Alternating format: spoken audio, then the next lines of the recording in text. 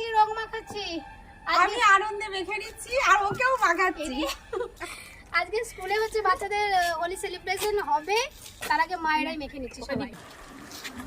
তাহলে দে ঘন্টা এগিয়ে এসছে রং। হ্যাপি হোলি। এ টাটা ধুবি পরে ধুবি আর থাক না। সবাই হাই গাইস,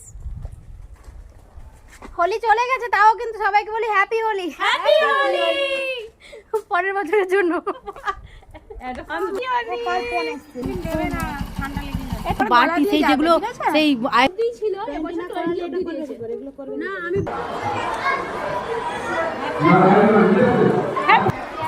হ্যালো